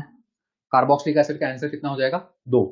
कार्बोक्सिलिक एसिड सीधा 2 हो जाएगा क्योंकि आप उसको RCOH लिखोगे, ठीक है। तो ये हो गया कार्बोक्सिलिक एसिड। जो गड़बड़ करते हो वो एस्टर में, अब इसको समझ लेना अच्छे से, ठीक है। मैक्सिमम लोग एस्टर में गड़बड़ करेंगे, ठीक है, और बहुत लोग गड़बड़ कर भी रहे हैं। जब हम एस्टर की बात करते हैं तो एस्टर को करने का तरीका, एस्टर को हमने लिखा COO। और एस्टर में जब आप देखते हो तो दोनों साइड फ्री बैलेंसिंग हो सकता है, ठीक है। लेकिन एस्टर में राइट साइड मिनिमम एक कार्बन तो आपको रखना पड़ेगा। अगर आपने एक कार्बन भी नहीं रखा तो एस्टर बचेगा ही नहीं, एसिड बन जाएगा, ठीक है। तो आपको राइट साइड एक कार्बन फिक्स करो, फिर हम धीरे धीरे इसको इंक्रीज करते रहेंगे। राइट साइड अगर एक कार्बन है तो लेफ्ट साइड आपका बचेगा 2 कार्बन, टोटल 4 कार्बन चाहिए था। तो अगर आप यहां पर देखोगे ये आपका एक केस हो गया। अब यहां पर एक एक कार्बन को राइट साइड शिफ्ट करते चलो, तो यहां पर आप देखोगे तो O C2H5 हो जाएगा और C2H5 का भी एक ही पॉसिबिलिटी, ये आपका एक हो जाएगा। एक और जो पॉसिबिलिटी है वो ये, एक और कार्बन को राइट साइड शिफ्ट कर दो और यहां पर C3H7 बना दो। और C3H7 के कितने पॉसिबिलिटीज, 2 पॉसिबिलिटी। तो यहां पर जब आप एस्टर देखोगे तो एस्टर आपके टोटल कितने बनेंगे, 4 बनेंगे। हम ये केस को मिस कर देते हैं। एस्टर में लेफ्ट साइड तो H आ सकता है, राइट साइड आपको मिनिमम एक कार्बन रखना होता है, ठीक है। सबसे सिंपलेस्ट एस्टर जो हमने बनाया था उसमें हमने लेफ्ट साइड H लिया था। तो जब आप इस एस्टर की बात करोगे तो आप ये केस को मिस कर देते हो। तो आपका एस्टर 4 होगा, एसिड 2 होगा। टोटल आंसर आपका इस केस में कितना होगा, 6। टोटल आंसर इस केस में 6 होगा। सबको समझ में आ गया। तो एस्टर में ध्यान रखना कैसे स्टार्ट करना है, O से अटैच को फर्स्ट दो, एक कार्बन दो और उसके बाद धीरे धीरे उस साइड कार्बन को बढ़ाते रहो और लेफ्ट साइड में यहाँ पे हाइड्रोजन भी आ सकता है, ये चीज ध्यान रखिएगा। क्लियर। तो इस तरीके से आप एसिड और एस्टर के फॉर्मूले से स्ट्रक्चर्स क्रिएट कर सकते हो। चलो आगे बढ़ते हैं। अब यहाँ पर ये भी आपका होमवर्क है, ठीक है। इस क्वेश्चन को भी आप कर लेना। C3H6Cl2, यहाँ पे 2 हेलोजन लगा हुआ है, स्ट्रक्चर बना बना के चेक कर लेना कि यहाँ पर कितने स्ट्रक्चर बनेंगे, ठीक है। अरे 2 एस्टर कैसे, यहाँ पे C3H7 है ना, 2 पॉसिबिलिटीज इसलिए 2 एस्टर। ठीक है, अब हम नेक्स्ट टाइप के क्वेश्चन पे मूव करते हैं। नेक्स्ट टाइप का जो क्वेश्चन है हमारा, वो बेंजीनॉइड स्ट्रक्चर्स क्रिएट करना है। पहले हमने हाइड्रोकार्बन किया, फिर हाइड्रोकार्बन डेरिवेटिव किया, अब बेंजीनॉइड स्ट्रक्चर मतलब बेंजीन से रिलेटेड आपको यहां पर मिलेगा। ठीक है, सबसे पहले आप देखोगे तो यहां पर आपको दिया हुआ है C6H4X2, और बेंजीनॉइड स्ट्रक्चर का मतलब हो गया कि आपको यहां पर बेंजीन रिंग तो रखना होगा। ठीक है, बेंजीन रिंग रखना होगा। एक्स यहां पर हेलोजन है, एक्स यहां पर हेलोजन है, तो इसमें आपको यह सोचना है कि इसमें आप कितने डिफरेंट तरीके से इन दो हेलोजन को लगा सकते हो रिंग पे, कितने डिफरेंट तरीके से इन दो हेलोजन को रिंग पे लगा सकते हो, बताओ कितने स्ट्रक्चर बन सकते हैं? 3। गुड। 3 कौन कौन से? एक, पहला स्ट्रक्चर ये, जब ये दोनों आपस में ऑर्थो पे हो। दूसरा स्ट्रक्चर ये, जब ये दोनों आपस में मेटा पर हो। और तीसरा स्ट्रक्चर ये, जब ये दोनों आपस में पैरा पर हो। Ortho, Meta, para, 1 2 1 3 1 4। तो आप इस तरीके से इसके 3 स्ट्रक्चर बना सकते हो। अगर आपने एक्स को और लेफ्ट साइड लगाने की कोशिश किया तो फिर वो ये स्ट्रक्चर रिपीट ही हो जाएगा। ठीक है, नंबरिंग आप करके खुद समझ सकते हो। तो यहां पर हम इजिली 3 स्ट्रक्चर क्रिएट कर सकते हैं। क्लियर? तो ये डायरेक्टली याद ही होता है, समझ में आ जाए कि इसके 3 ही स्ट्रक्चर बना सकते हो और कुछ पॉसिबल ही नहीं है। ठीक है, सिंपल सा क्वेश्चन था ये। C6H4XY डायरेक्टली बता सकते हो। अगर मैंने XY लिया तो, अगर दो डिफरेंट हेलोजन ले लिए सपोज, तो उस केस में भी सेम बनेगा डिफरेंट बनेगा? सेम बनेगा। इसमें भी कितने बनेंगे? 3 ही बनेंगे। यहां पर X और Y को आप चेंज करते रहो। Y को चेंज करोगे तो ये दोनों आपके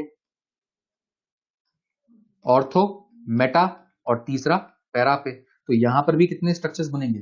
3 स्ट्रक्चर ही बनेंगे, एक दूसरे के ऑर्थो पे, एक दूसरे के मेटा पे और एक दूसरे के पैरा पे। तो 3 स्ट्रक्चर ही इसमें पॉसिबल है। ठीक है, तो ये सिंपल से क्वेश्चंस है, यहां पर आप इजीली क्रिएट कर सकते हो। और कुछ नहीं बनेगा, और कुछ बनाओगे तो इन तीनों में से कोई स्ट्रक्चर आपका रिपीट हो रहा होगा। इतना सबको समझ में आता है या इसमें भी कंफ्यूजन है? DU निकाल लो ना, हेलोजन मान के DU निकाल लो, DU4 आएगा। इतना क्लियर है ना? चलो नेक्स्ट पे आते हैं। ठीक है, नेक्स्ट पे आते हैं। अब यहां पर देखो एक टाइप का क्वेश्चन हुआ है। ठीक है, इसको एक बार समझ लो, इस टाइप के क्वेश्चन को। बेटा जितना पढ़ा रहा हूं ना उतना करा दो। मैं बहुत केसेस करा सकता हूं, C6H3X3 X2Y XYZ सब करा सकता हूं। नीट में जितना आएगा उतना तो कर लो। ठीक है, फालतू कॉपी भरने से क्या फायदा होगा आपका? कॉपी तो मैं भरा दूं 5-6 कॉपी, फिर क्या करते रहोगे उसको? फिर रिवीजन कैसे करोगे? जो काम का चीज है उतना करो। ठीक है, एक्स्ट्रा जो आपने किया हो या आपको आता है तो ठीक है, वेल एंड गुड। मैं उतना ही कराऊंगा जितना हमारे लिए रिक्वायर्ड है। मैं एक्स्ट्रा चीज कुछ भी नहीं कराऊंगा। ठीक है, फालतू कॉपी नहीं बनाना मुझे, ये चीज ध्यान रखना। ठीक है, इसमें मैं 50 केस और बना दूंगा, तो 50 केस और क्या सबको याद करते रहोगे? जो आपको जरूरत नहीं है तो वो आपको मैं क्यों पढ़ाऊंगा? ठीक है, तो इस चीज को बस ध्यान रखो, एक्स्ट्रा हमें नहीं करना है। ठीक है, अब यहां पर देखो नेक्स्ट हम देख रहे हैं। ठीक है, C7H8O।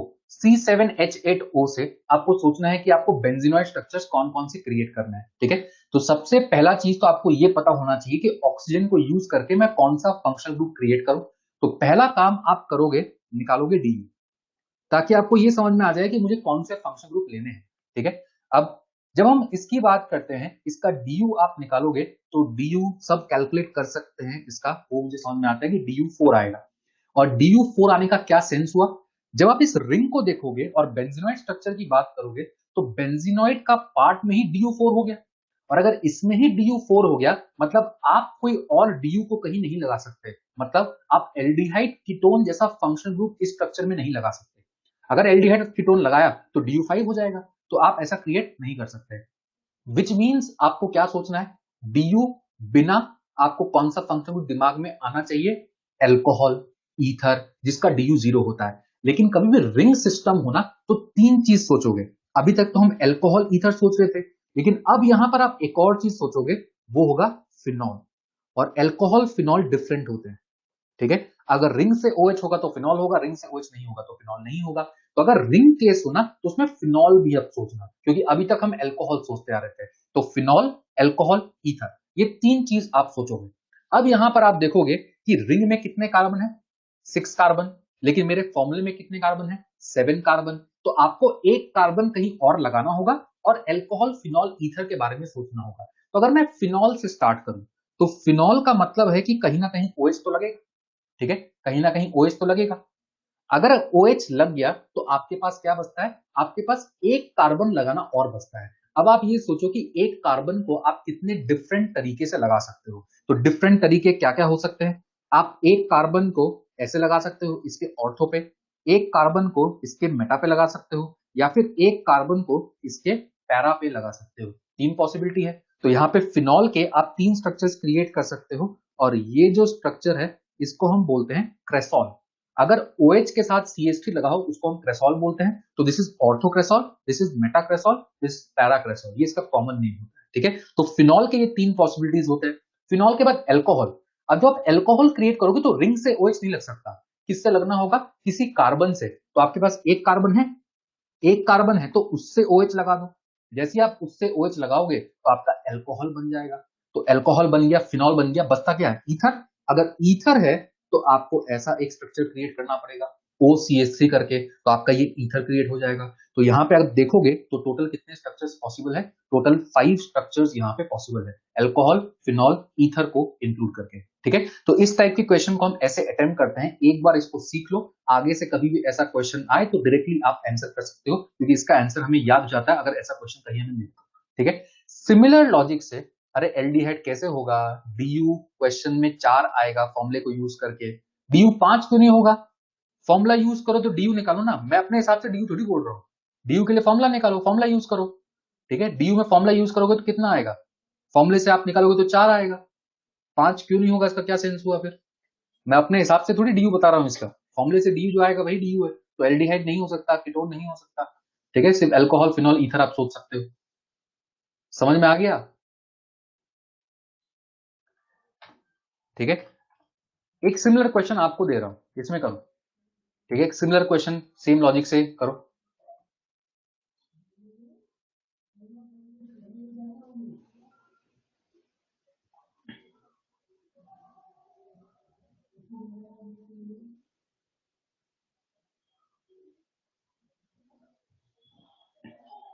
इसमें ही बना सकते हो सब। अब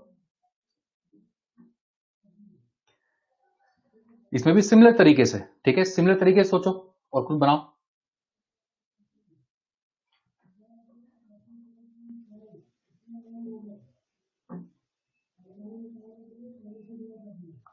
अरे सेम ही बनेंगे। DU निकालो और आगे सोचो।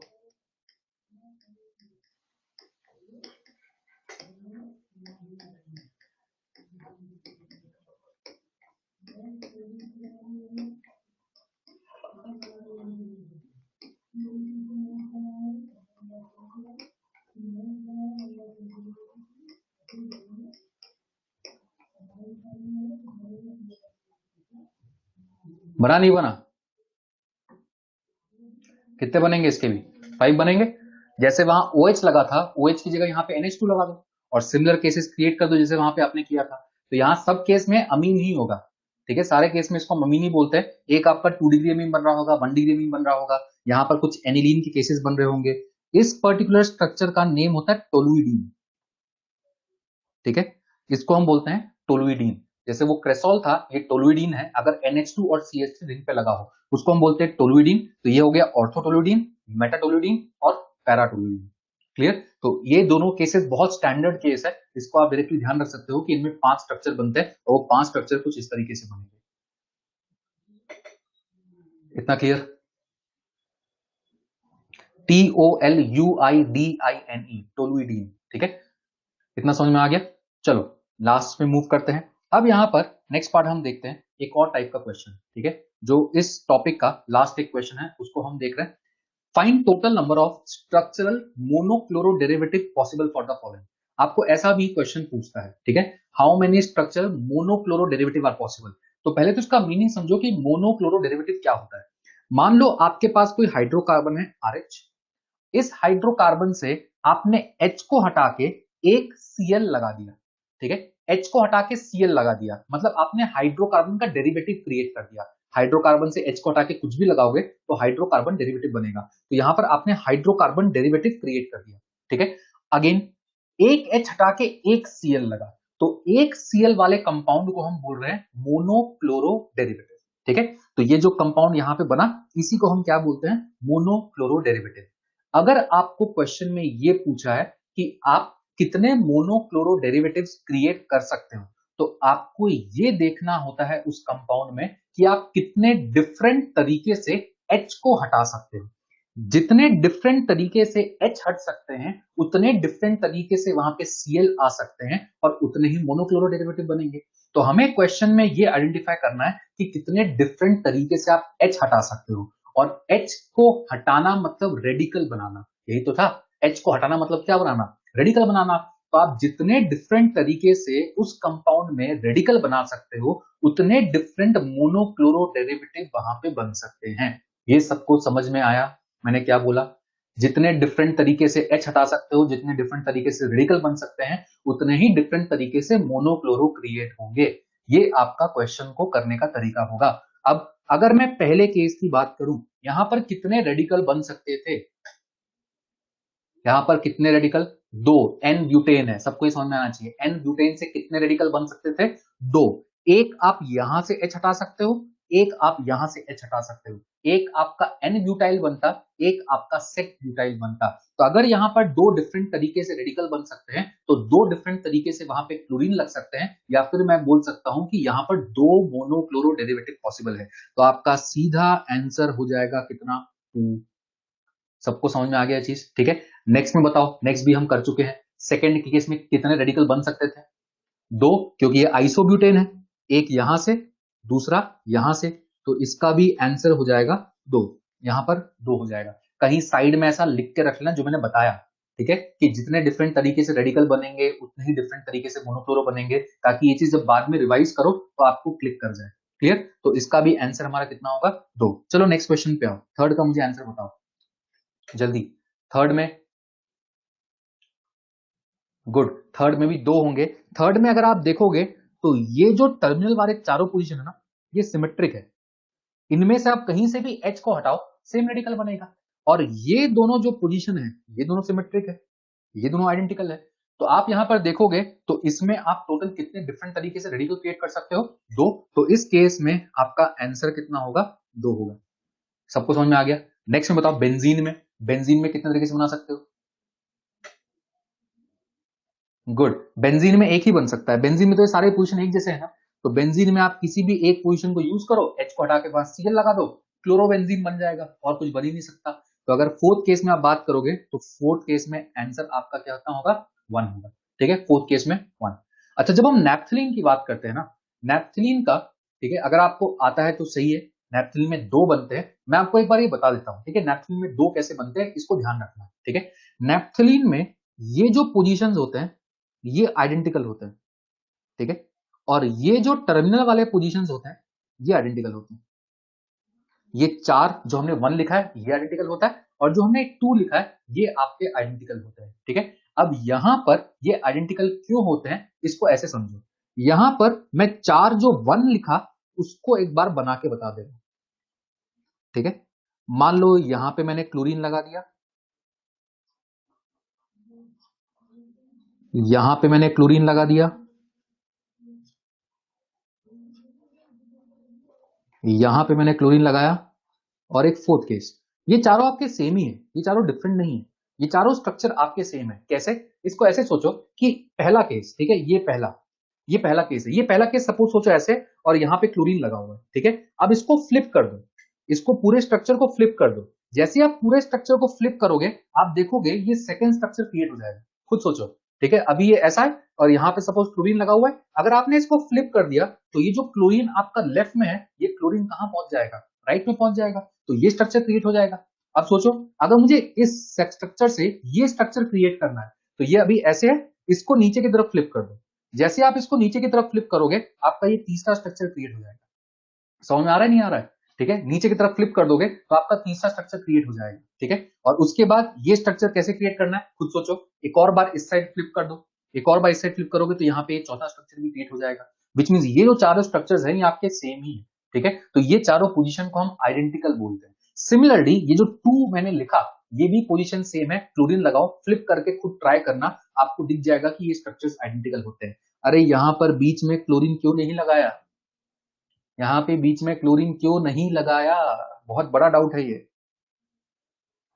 वहां पे हाइड्रोजन ही नहीं है तो क्लोरीन कहां से लगेगा, वहां पे 4 बॉन्ड ऑलरेडी बने हुए हैं, क्लोरीन नहीं लगेगा वहां पे, ठीक है। तो यहां पर इसके कितने स्ट्रक्चर बनेंगे, 2। आगे से सोचना नहीं है, डायरेक्टली याद रखो। बेंजीन में 1 बनता है, नैप्थलीन में 2 बनता है, ठीक है। और तीसरा एंथ्रासीन, एंथ्रासीन का सीधे आंसर याद रख लो पहले तो, कितना, 3। एक रिंग में 1, 2 रिंग में 2, 3 रिंग में 3। Benzene 1, naphthalene 2, anthracene 3। एंथ्रासीन में ये पोजीशंस आइडेंटिकल होते हैं, ठीक है। सेम आप लगा के सोच लेना एक बार, ये पोजीशंस आपके आइडेंटिकल होते हैं। तो यहां पर 3, बीच वाले 2 आइडेंटिकल होते हैं, ये 2 आपके जो 2 लिखा मैंने वो आइडेंटिकल होते हैं, और यहां पर 3 है तो आइडेंटिकल होते हैं, ठीक है। तो बेंजीन में 1, नैप्थलीन में 2, एंथ्रासीन में 3, ये 3 केस हमें पढ़ने हैं और डायरेक्टली आंसर याद रख लोगे तो आगे के लिए टाइम बच जाएगा, ठीक है। ये स्ट्रक्चर है एंथ्रासीन का, ये स्ट्रक्चर है एंथ्रासीन का। लास्ट मुझे एक क्वेश्चन खुद करके बता दो, ये क्वेश्चन खुद करके बता दो, इसमें टोटल कितने बना सकते हो आप,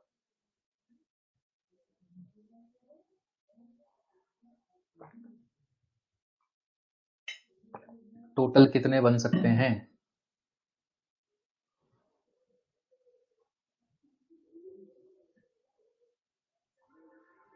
अरे एक तो सही कर दो, 3, 4, 5, 6, 7 सब बोल दो, 11, वेरी गुड। कितने बनेंगे, 7 बनेंगे, 7 वाले सही है। 1, 2, 3, 4, 5, 6, 7, ये 7 पॉसिबिलिटीज हैं। लेफ्ट रिंग और राइट रिंग सेम नहीं है, अलग अलग है, तो दोनों रिंग में आप लगा सकते हो। ये नीचे वाले पोजीशन पे ऊपर लगाओ नीचे लगाओ कोई फर्क नहीं पड़ेगा। तो लेफ्ट साइड में आप 4 जगह लगा सकते हो, क्योंकि यहां पर भी एक हाइड्रोजन लगा हुआ है, इस पोजीशन पर भी हाइड्रोजन है, लेकिन बेंजीन वाले रिंग पे आप वहां नहीं लगा सकते क्योंकि वहां पे हाइड्रोजन नहीं है, तो आपको हाइड्रोजन हटा के क्लोरीन लगाना होता है। तो लेफ्ट रिंग में 4 बनेंगे और राइट रिंग में 3 बनेंगे। टोटल पॉसिबिलिटीज इसके कितने हैं, 7। तो इसका आंसर आपका 7 होगा। इतना क्लियर सबको, अरे आया समझ में। ऊपर में दोनों सेम नहीं होंगे क्या, ये दोनों ऊपर में सेम कैसे हो जाएंगे, पोजीशन खुद देखो, एक ऑर्थो पे बनेगा एक मेटा पे बनेगा, दोनों सेम नहीं हो सकता।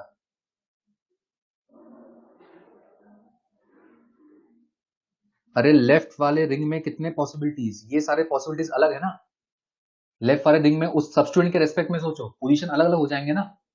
और राइट वाले में यहां पर, अगर राइट में यहां पर कुछ भी लगा हुआ है, ठीक है, मान लो यहाँ कुछ भी रिंग वगैरह लगा हुआ है, तो इसके रेस्पेक्ट में ये 3 पॉसिबिलिटीज हो सकता है, ऑर्थो पे, मेटा पे या पैरा पे। सिमिलरली लेफ्ट साइड देखो, टोटल पॉसिबिलिटीज कितने हैं, टोटल पॉसिबिलिटीज 7 हो जाएंगे, ठीक है।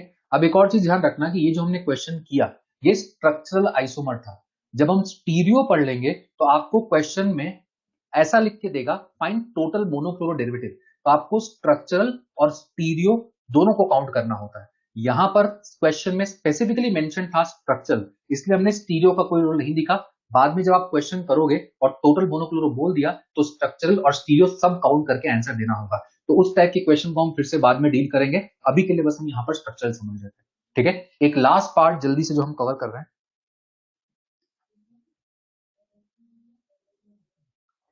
बड़े आगे लास्ट पार्ट देखें। अरे आंसर 7 है, आप भी 8 बता रहे हो। अरे क्वेश्चन नहीं है ये, समझा रहा हूँ, कुछ टॉपिक है, ठीक है।